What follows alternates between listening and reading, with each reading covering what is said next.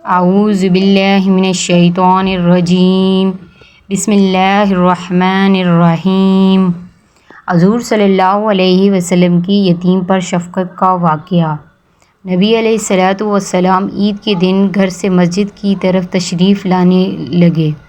راستے میں آپ صلی اللہ علیہ وسلم نے کچھ بچوں کو کھیلتے دیکھا۔ انہوں نے اچھے کپڑے پہنے ہوئے تھے۔ بچوں نے سلام عرض کیا تو نبی علیہ الصلوۃ والسلام نے جواب ارشاد فرمایا۔ اس کے بعد آپ صلی اللہ علیہ وسلم آگے تشریف لے گئے تو ایک بچے کو خاموشی کے ساتھ اداس بیٹھے دیکھا۔ آپ صلی اللہ علیہ وسلم اس کے قریب رک گئے۔ آپ صلی اللہ علیہ وسلم نے اس سے پوچھا کہ تمہیں کیا ہوا ہے کہ تم اداس اور پریشان نظر آ رہے ہو؟ اس نے رو کر کہا، اے اللہ کے محبوب صلی اللہ علیہ وسلم، میں یتیم میں مدینہ ہوں۔ میرے سر پر باپ کا سایہ نہیں ہے جو میرے لیے کپڑے لا دیتا۔ میری امی مجھے نہلا کر کپڑے پہنا دیتی، اس لیے میں یہاں اداس بیٹھا ہوں۔ نبی علیہ الصلوۃ والسلام نے اسے فرمایا کہ تم میرے ساتھ آؤ۔ آپ صلی اللہ علیہ وسلم اسے لے کر واپس اپنے گھر تشریف لائے اور سیدہ عائشہ صدیقہ رضی اللہ تعالی عنہ سے فرمایا، حمیرہ انہوں نے عرض کیا، لبیک یا رسول اللہ، اے اللہ کے رسول صلی اللہ علیہ وسلم، میں حاضر ہوں۔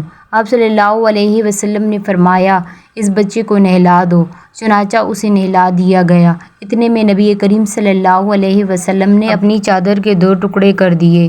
کپڑے کا ایک ٹکڑا اسے تہبند کی طرح باندھ دیا اور دوسرا اس کے بدن پر لپیٹ دیا گیا۔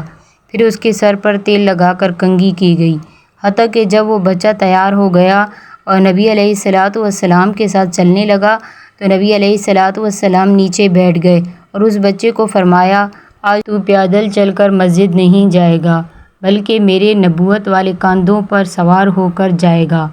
نبی علیہ الصلوۃ والسلام نے اس بچے کو کندھوں پر سوار کر لیا اور اسی حالت میں اسی گلی میں تشریف لائے جس میں بچے کھیل رہے تھے۔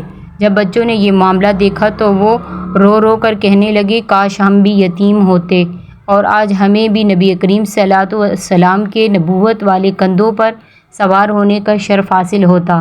نبی علیہ الصلوۃ والسلام جب مسجد میں تشریف لائے تو آپ صلی اللہ علیہ وسلم منبر پر بیٹھ گئے تو وہ بچہ نیچے بیٹھنے لگا۔ نبی علیہ الصلوۃ والسلام نے اسے اشارہ کر کے فرمایا کہ تم آج زمین پر نہیں بیٹھو گے۔ چنانچہ آپ صلی اللہ علیہ وسلم نے اس بچے کو اپنے ساتھ منبر پر بٹھایا اور پھر اس کے سر پر ہاتھ رکھ کر ارشاد فرمایا کہ جو شخص یتیم کی کفالت کرے گا اور محبت و شفقت کی وجہ سے اس کے سر پر ہاتھ رکھ کر ارشاد فرمایا کہ جو شخص یتیم کی کفالت کرے گا اور محبت و شفقت کی وجہ سے اس کے سر پر ہاتھ پھیرے گا، اس کے ہاتھ کے نیچے جتنے بال آئیں گے اللہ تعالیٰ اس کے نامہ اعمال میں اتنی نیکیاں لکھ دے گا۔